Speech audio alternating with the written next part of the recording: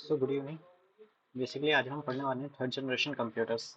सो अब जैसे कि हमारे फर्स्ट जनरेशन कंप्यूटर्स आ चुके थे वैक्यूम ट्यूब से, सेकंड जनरेशन में हमने उससे प्रॉब्लम सॉल्व करी ट्रांजिस्टर से। बट हमें ट्रांजिस्टर से भी ज़्यादा चीज़ें चाहिए होती थी, क्योंकि ट्रांजिस्टर तो एक हमारे पास एक सर्किट है सिंपल सा।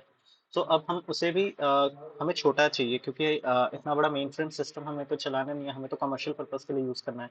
और धीरे धीरे करके हमारे पास कमर्शियल पर्पज़ के लिए अगर हमें यूज़ करना है, जो कि कंपनीज यूज़ कर पाए, पीपल के पास पहुंच पाए, आम लोगों के पास पहुंच पाए, तो उसके लिए हम लोगों ने फिर इन्वेंशन करे आईसीस।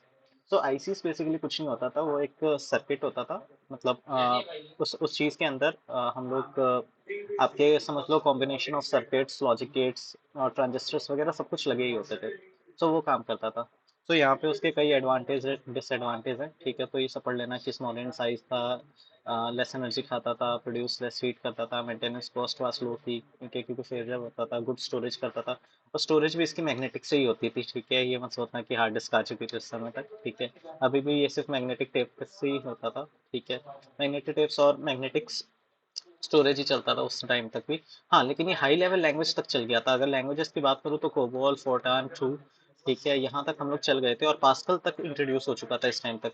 और बैटरी एक्यूरेसी चल गई थी इसमें, कमर्शियल प्रोडक्शन इसका बिल्कुल यूज हो चुका था। और इससे भी कमाल की बात, हम first time mouse and keyboard input के लिए यूज कर पाए थे, जो कि एक अपने आप में बहुत बड़ा अचीवमेंट था उस टाइम के लिए। बिकॉज उस समय अगर देखा जाए तो इनपुट के लिए हमारे पास पंच कार्ड्स होते थे, और इसमें जॉब्स करना, फिर उसमें डालना, उसके बाद उसका वेट करना, फिर एक एक पैटर्न को पहचान के करना बहुत हेडेक वाला काम होता था किसी के लिए भी। और माउस से हम लोग पहली बार, और कीबोर्ड से हम लोग इनपुट डायरेक्ट दे पाए। इसी के बाद से हमारे पास ऑपरेटिंग सिस्टम्स भी तैयार होने शुरू हो गए थे। और ऑपरेटिंग सिस्टम में हमारे मतलब अगर मान लो कि रिमोट प्रोसेसिंग ऑपरेटिंग सिस्टम तैयार हो गए थे, टाइम शेयर ऑपरेटिंग सिस्टम तैयार हो चुके थे उस टाइम तक।